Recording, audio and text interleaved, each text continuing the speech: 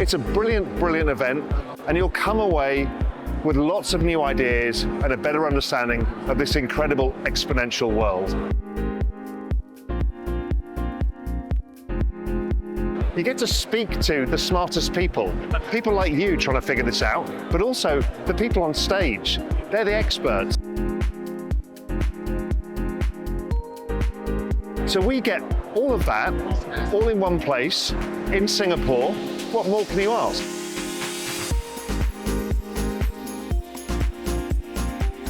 See you at Token 2049.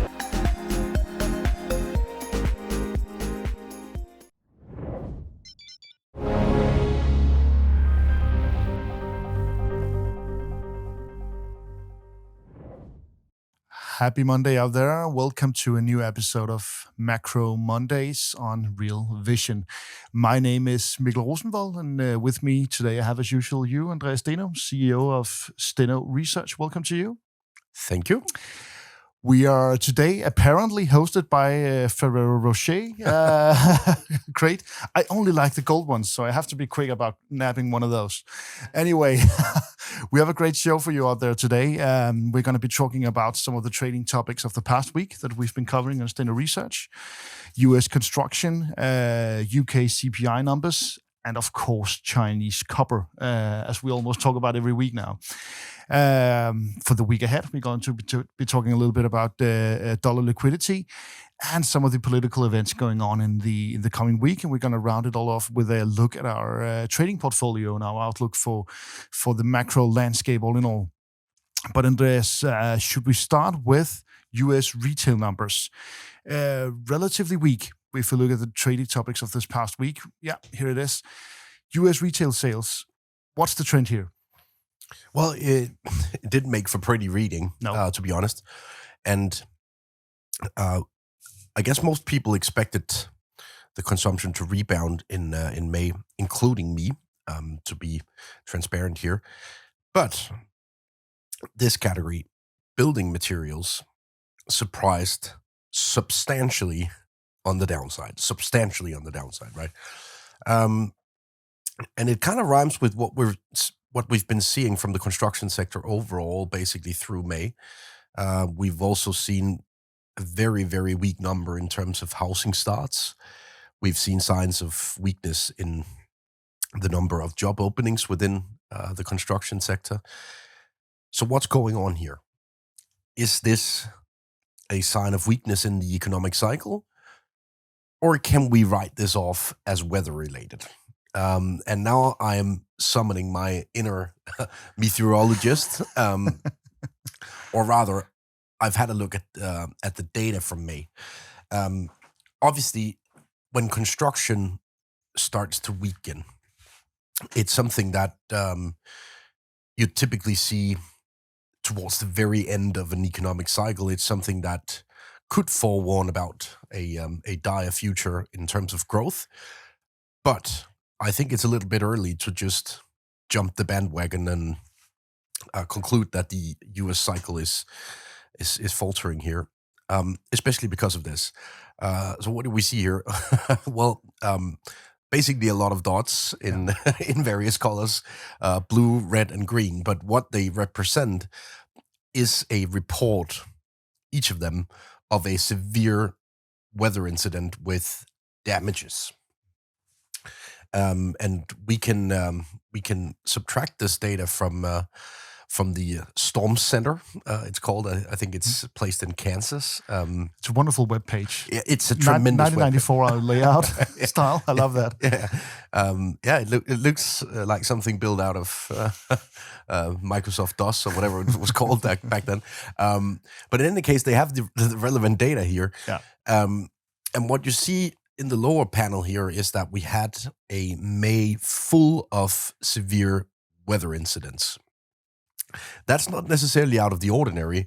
We know that this whole seasonality question in terms of severe weather incidents, it starts in May and it ends in October, thereabout, right?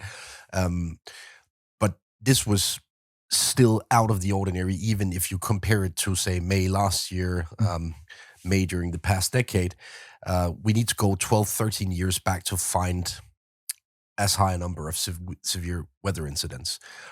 So why is this relevant to discuss here? Well, it's just tricky to construct stuff if the weather doesn't play ball, and it certainly didn't play ball with the construction companies through May.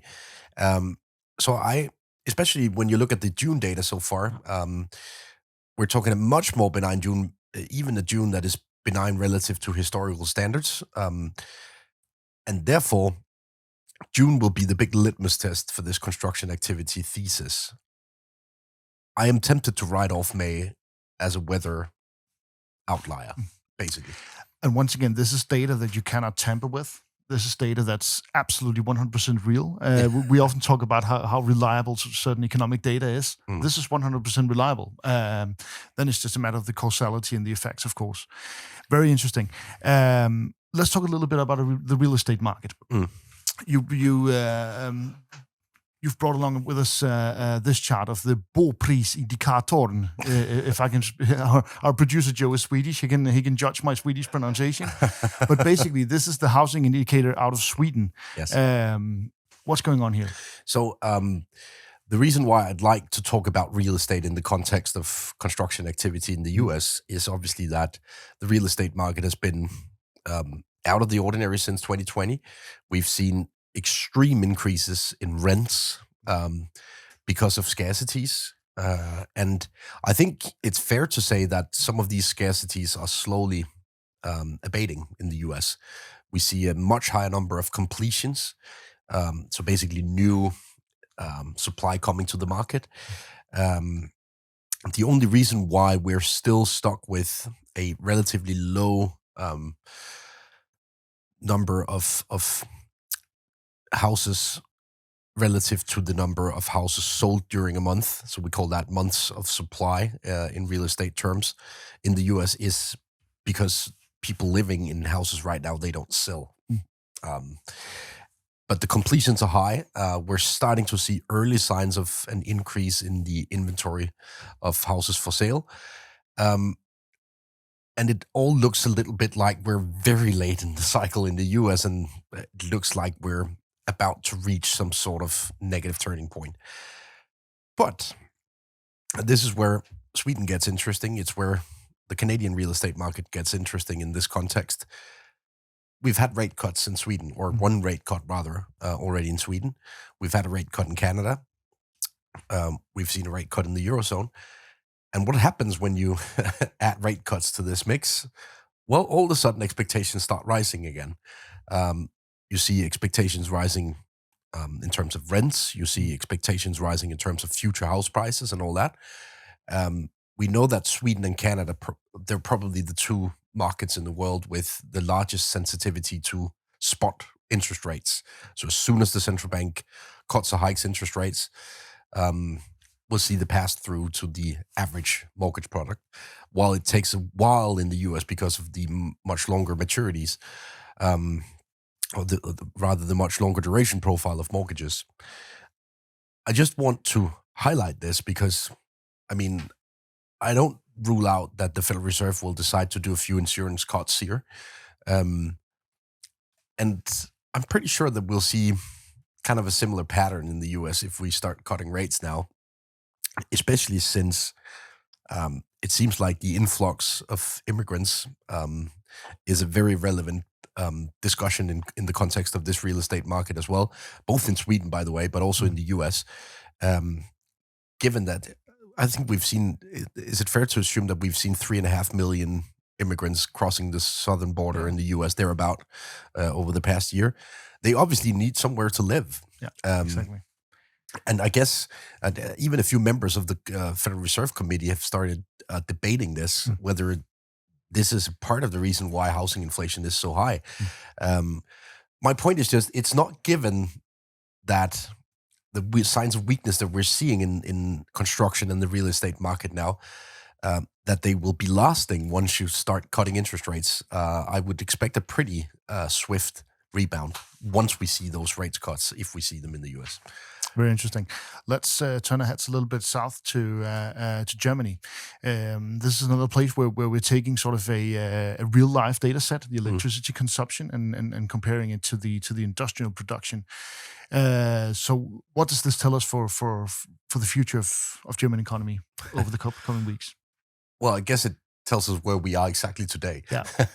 The reason why I brought this chart along is that when you look at the PMIs released from the Eurozone, by the way, also the US on Friday.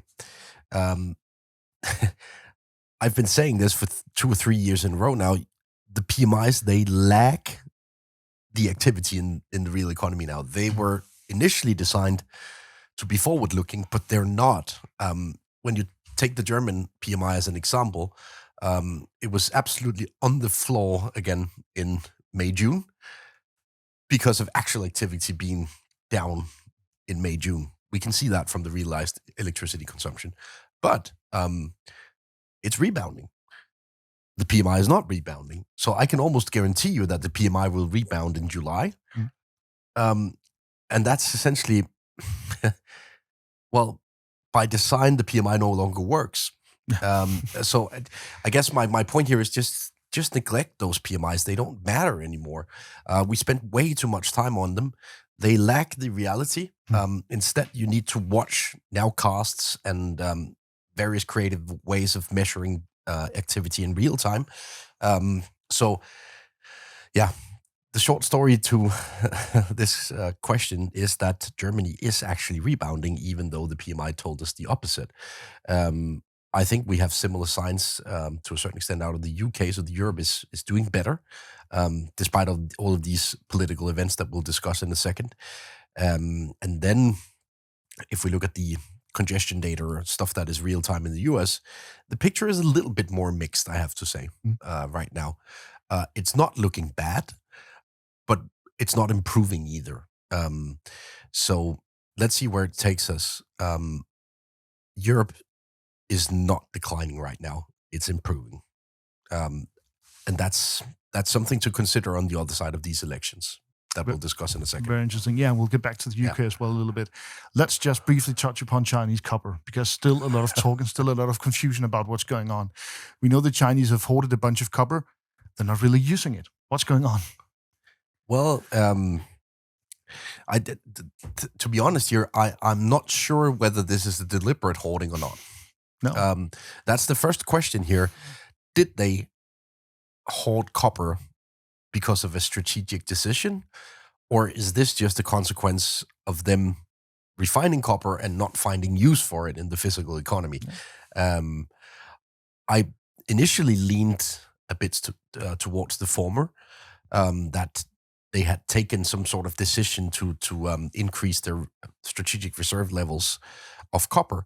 But let me just remind you of that.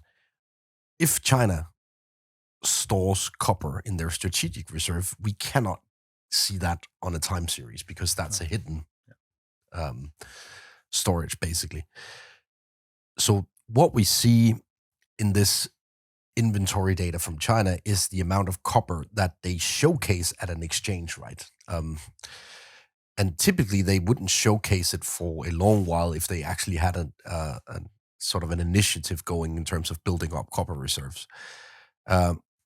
We, by the way, saw the first drop in a while last week in terms of the number of tons of copper stored at exchanges in China, meaning that Chinese copper is now moving westward. May was a new all-time record high in terms of copper exports from China to the West, and yet they're still stuck with historically high inventories. So what we're seeing on the chart here is my attempt to live gauge the Chinese consumption of copper. So what we've done here is that we look at the apparent consumption in the economy, we adjust it for the inventory buildup, and then we adjust it for the production cycle, so to speak. How much do they refine versus what they typically refine? I get to the conclusion that the demand is down 35-40% over the year. I spoke to a few metals PMs, and they're a bit skeptical when they see this number, but they're certainly agreeing to the direction of travel here, that there is a clear decline.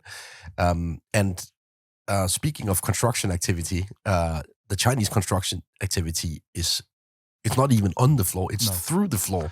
We're talking 2006-7 levels. This was the most important source of consumption for copper.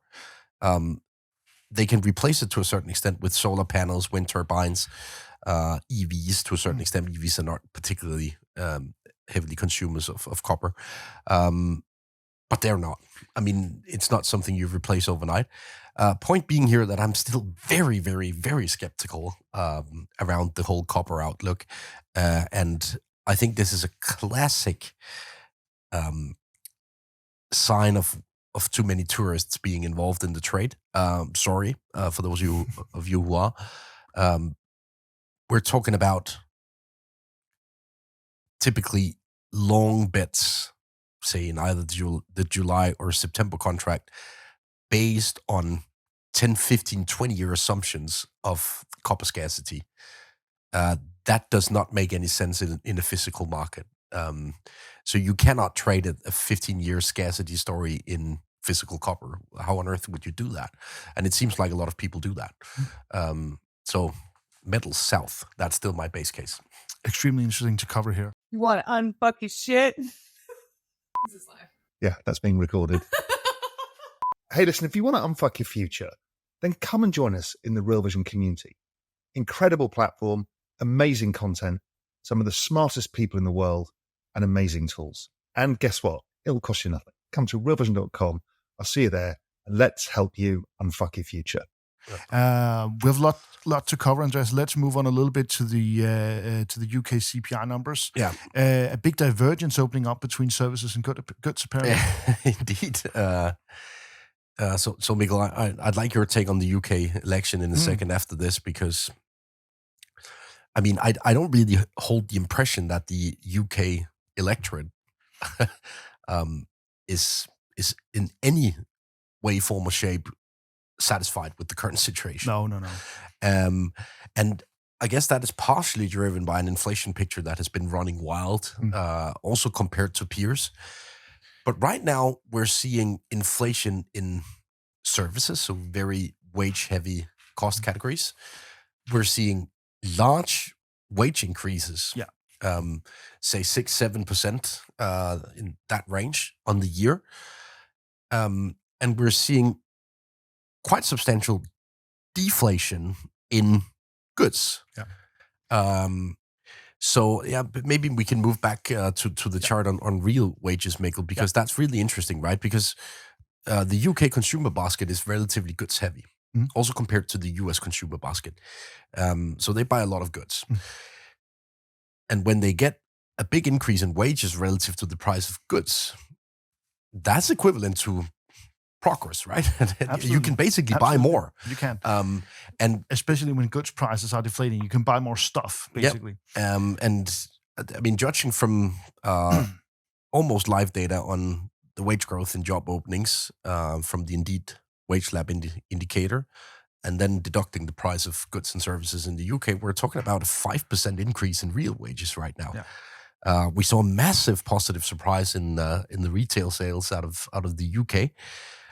So, I mean, typically, I'd argue that when you see such real wage increases, this is a very strong sign for consumption, say, 3-6 months down the road.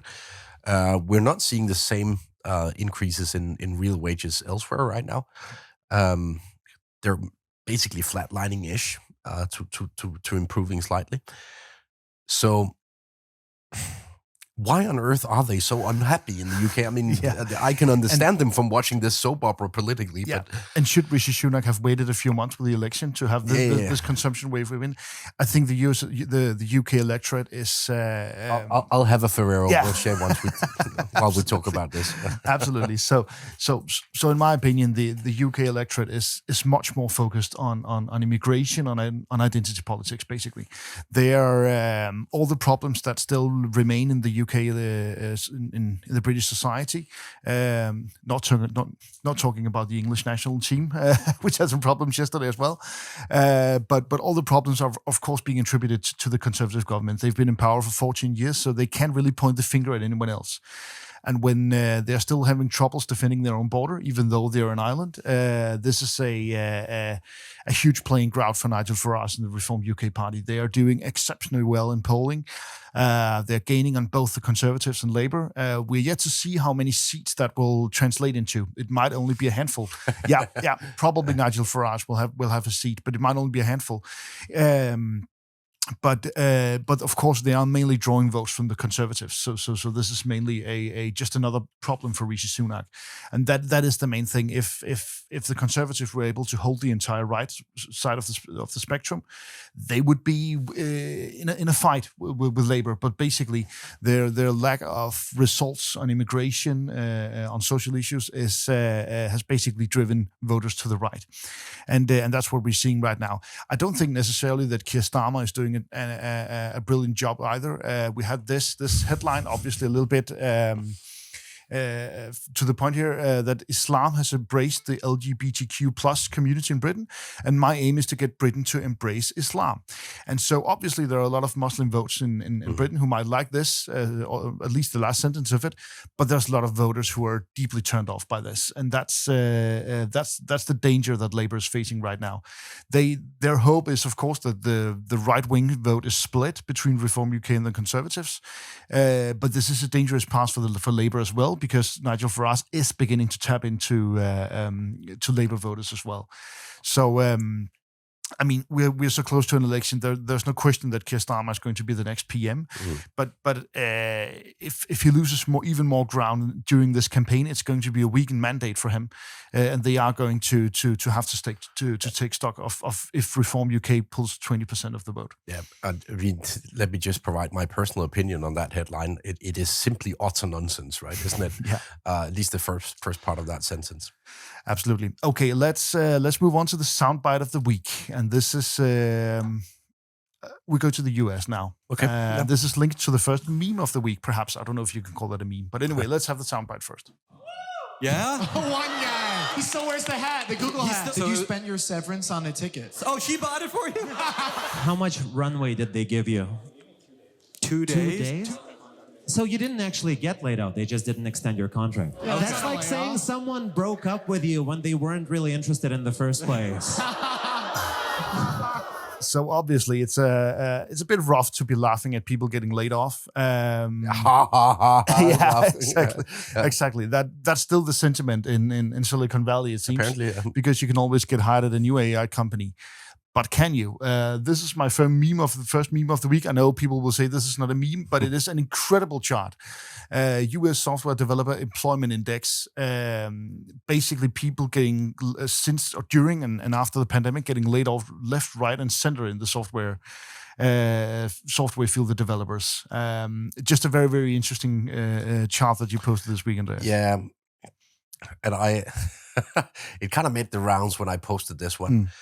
Because I asked myself whether the software developer space was sort of the first quote-unquote victim of the wave of AI. I don't necessarily know whether that's a completely fair depiction of this, right? It is probably as much linked to the move in interest rates as well. But I'm personally of the view that, like, social skills, entertainment skills, stuff like that, will be harder to replace during the upcoming AI boom than developer skills. But we'd like your takes on it in the comments section. Which sectors do you find to be the most vulnerable to this AI wave? Then we can have a discussion on it next week. Please leave your comments and feedback on this chart, because it's not necessarily fair to say that this is an AI-driven layoff wave. It could also be just interest rates, right? Yeah. Before we move on, remember that you're listening to Macro Mondays by Andreas Steno. My name is Mikkel Rosenvold. This is our weekly show. We recently moved it from Sunday to Monday. We moved it to the Real Vision platform. Been getting very, very good feedback on that, so we're very happy with that. We're trying to increase the number of charts. This show is going to be very, very chart heavy. So I know that may be detrimental for those of you listening on podcast, but you should check out the YouTube show. Also, remember, if you're watching this on YouTube, to like and subscribe to the Real Vision channel. You get lots of other great content on there. Leave your comments on what we should do more and less of during the show, basically. So, Andreas, let's look ahead to the coming week. You've been looking a lot at US dollar liquidity. Are we in a QE light scenario? You could argue that we've actually been in a QE light scenario since the fourth quarter of 2022. Remember, speaking of UK, this carnage in UK govies back in the autumn of 22, and then all of a sudden, liquidity didn't really decline from there. It hasn't really declined in the UK. It hasn't really declined in the US since. It's not because I want to don my tinfoil hat here, but it obviously isn't a coincidence. So looking at the chart here, this is my own homemade proxy of dollar liquidity. It's not rocket science, but it's basically trying to deduct the relevant balance sheet items at the Federal Reserve from the overall liquidity pool. And we've seen a few hiccups, you could argue, in dollar liquidity, both in the latter parts of 23 and then again in April and early May of this year. April, May this year was very driven by the tax seasonality. The Q4 malaise in liquidity last year, at least the early parts of Q4 last year, was very driven by the QT. It wasn't at the time fully countered by the overnight reverse repo facility, the TGA, and other moving parts in the dollar liquidity equation. The reason why I call it hiccups is that in both of these instances, we've seen a spike in private repo markets versus the overnight reverse repo rate at the Federal Reserve. That is the ultimate sign of an abundance of dollar liquidity that no longer exists. As soon as repo rate spikes, it's typically a sign that we're close to what I call the bottom threshold for the amount of dollar reserves that need to be there for the system to function. We're not miles or kilometers from this lower threshold, but the Federal Reserve is, I think, painfully aware that they need to safeguard this lower threshold, meaning that they've cut the pace of QT. They are very aware that the overnight reverse repo facility adds liquidity until we get to that zero lower bound in that facility, meaning that they'll be watching that facility to ensure that it can still add liquidity once this slower pace of QT is running. Once we get very close to zero in the overnight reverse repo facility, you might get there already during the second half of the year. They could decide to end QT fully. Point being, Lori Logan from the Federal Open Market Committee, she basically promised us that they will try and guide liquidity away from this lower threshold, and that they'll ensure that there will be a slight excess of liquidity in the system on a running basis. This is why I call it QE light or QB. You could also call it QB, quantitative balancing. They're not willing to try and test this lower boundary. No. So money still flowing into the economy. Yeah, that's positive, right? Absolutely. This is very technical stuff, but I mean, on top of this, you have a U.S. budget deficit that once again surprises on the downside. The Congressional Budget Office, or the deficit surprises to the upside, you could say. Yeah. It kind of depends on whether you're a glass half empty or glass half full kind of guy. But the Congressional Budget Office updated their projections for the 24 deficit from, was it 1.4 trillion to 1.9 trillion? Incredible. So what What's half a trillion between friends here, Mikkel? Yeah. And again, what does it mean? This is, it's very hard to grasp these kind of numbers. It's obvious that a huge debt is being kicked further down the road, but this close to an election, no one is going to pick up that can and do anything about it. No, but Mikkel, I know we have the upcoming election debate between Trump and Biden, and I don't know whether you want to discuss it now, but I saw someone, I think actually Goldman Sachs wrote about it as well. I saw someone posting it, saying that, well, none of these two candidates really have a plan to decrease the deficit. No. They want to spend more. They want to keep the tariffs war alive. I mean, it's really hard to see how you get inflation down with that kind of policy mix, right? Yeah. At least unless the Federal Reserve does the job, and they're not really committing to doing that job either. I think we can safely say that they're no longer truly targeting 2% inflation, right? So what do you make of that policy mix, and is it something that they will debate? They should, and I believe they will get asked about it, but I think, is it really that surprising when you put up two guys in their 80s that they're mostly focused on the short term? Trump is 78. 78. Okay, fair enough. But I mean, and none of these guys are going to be around when we have to pay, when the U.S. taxpayers have to pay off all this debt. So that's the cynical way of looking at it. I mean, both candidates are trying to say that they're the best for the economy. The main issue main economical issue for most voters in the past 4 years has been inflation and cost of living. So I think that's where both candidates will try and come with their solutions.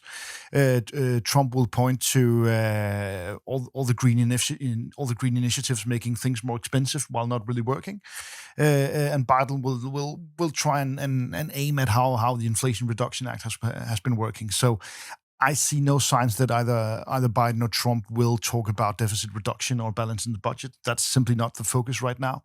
The focus is on managing various crises and putting more money in the pockets of regular Americans. Yeah. So I'm really not sure what to expect of this debate on Thursday. My hopes are very, very low. I could still be disappointed. Could be entertaining also. It was a couple of horrendous debates last time around, so I was actually pretty sure that they would skip the debates entirely. This is extremely early in the circle to have a debate, so obviously it's going to be interesting. I think it's going to be quite a shit show, to be honest. Mikkel, just to add some very actionable content on the back of this deficit, paired with liquidity flowing into the system, right? I've made a few charts for the audience here on the sensitivities of various equity sectors in the US to liquidity, and I don't think it's a surprise to the listener or viewer here that information technology, the sector fund, is basically the one that covers Nvidia, Microsoft, etc., is extremely sensitive to liquidity in a positive sense, right? But I think the true catch-up trade here is the one you see just above in the heat map here, consumer discretionary. Especially given the trends we saw from the UK where real wages were on the up. Stuff like McDonald's, Teslas, and stuff like that will likely perform in this kind of scenario. And it is empirically very sensitive to liquidity additions. Consumer discretionary stocks have basically moved nowhere this year, more or less, right? It moved a bit in the early innings of the year, but at least they haven't moved a whole lot since March, thereabout. So we've bought into that sector fund due to this liquidity addition that we've forecast into July. And seems like a very decent catch-up trade to me, despite the weakness that we see in construction and all that that we discussed earlier. And maybe we can add, Mikkel, on crypto. I think we made it to 35 minutes without talking crypto. So just one comment in relation to that. Dollar liquidity is a very important parameter or input variable for the outlook for crypto as well. But it's even more important for Bitcoin than Ethereum, which is something that caught me a bit by surprise when I look at the numbers. You can see that from the light blue versus the dark blue bar just above the dollar liquidity in the chart here. Ethereum has not responded to dollar liquidity with a larger beta than Bitcoin, which is a bit unusual. I think our colleagues here at Real Vision have also talked about how we've typically seen first a move in Bitcoin and then a quote unquote move to what we call or typically label as alt season, right? But we haven't really seen that. So Bitcoin has been, the winner of this liquidity cycle, you could argue in many ways. Absolutely, and this is something we're building a lot more into to basically build the links between the traditional macro world and digital assets. It's very, very exciting to see these sensitivities and links. Two more things. We're not going to have time to cover them this week, but or on this show. But if you haven't followed our recommendation from last week and gone the hell out of Europe, we're covering the German both the IFO numbers on Monday, I think it is, and the German budget talks, which are heading into the July 3rd deadline next week. That's going to be very interesting. We're following the French election. The first round is on Sunday, right before we release the next Macro Mondays. Yeah. So if you're still interested in Europe, despite our warnings last week, check out all our stuff on Steno Research. Mikkel, we'll also promise the audience here that if something major happens in European politics, we'll go on air and record a special edition of on European markets and European politics. Absolutely. We still need to cover the meme of the week and a little bit about our trailing portfolio, Andreas. So let's move right ahead to the meme of the week here. I think this is one you produced yourself. Yes, actually. Okay, so we got the feedback last week. The meme was too old, old news and blah, blah, blah in the comment section. So I decided to create one myself because then I can't really be accused of being late to the party. But we've seen, for some reason, a massive focus on the end of the petrodollar 50 years after the petrodollar agreement was signed in Saudi Arabia. Was it last week? So in a sense, I'm actually late to the party. Sorry about that. But my point is just, there is no 50-year agreement. Not really. Where on earth is that written? I mean, and what's the point? Would they start trading using yuan for all their I mean, no. I 100% buy into the trajectory.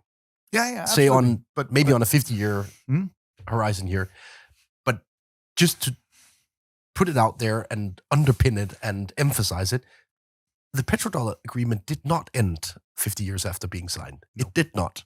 There is no such paragraph in the agreement. It's just nonsense. It doesn't exist.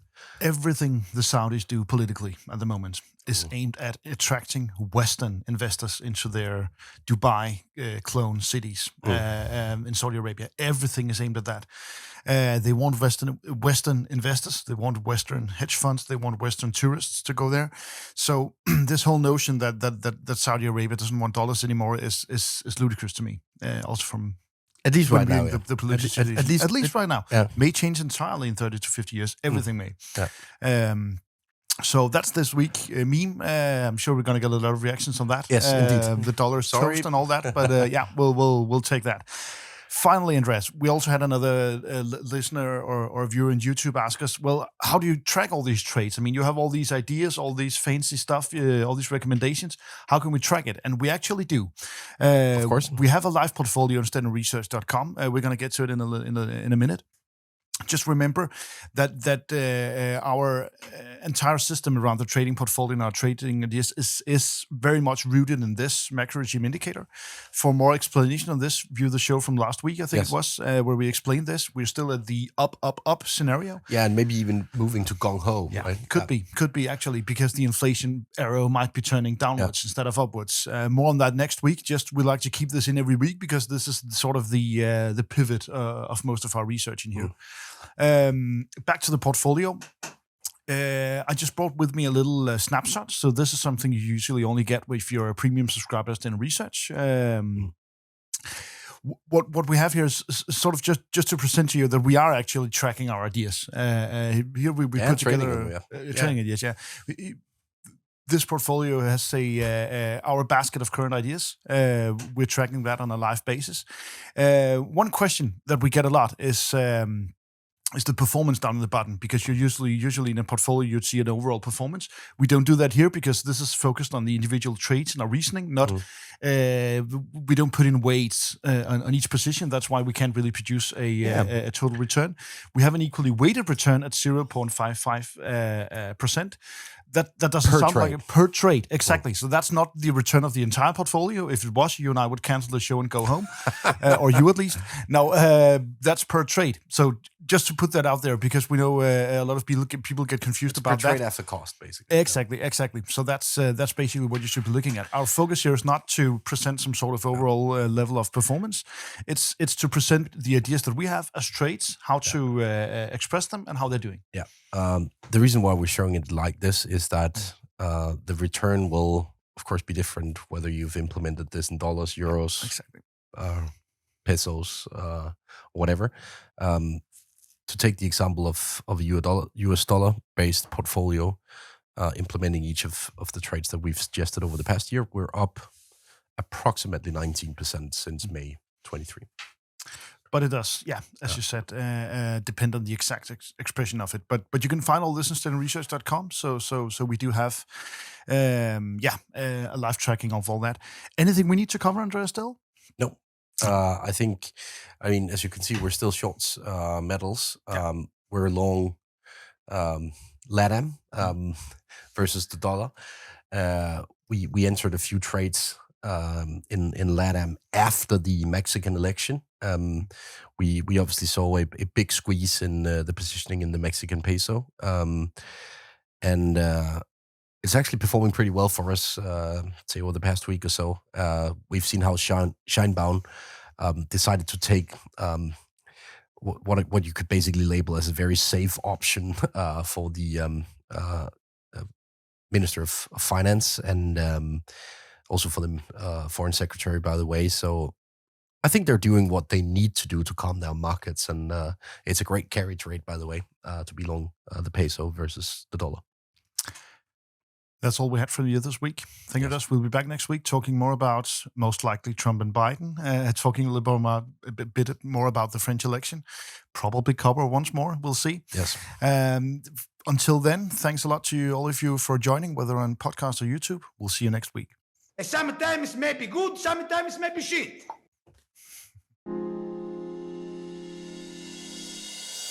It's a brilliant event, and you'll come away with lots of new ideas and a better understanding of this incredible exponential world. You get to speak to the smartest people like you trying to figure this out, but also the people on stage. They're the experts. So we get all of that, all in one place, in Singapore. What more can you ask?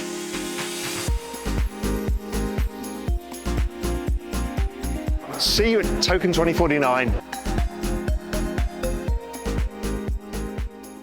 We hope you enjoyed the video. At Real Vision, we help you understand the complex world of finance, business, and the global economy with in-depth analysis from real experts.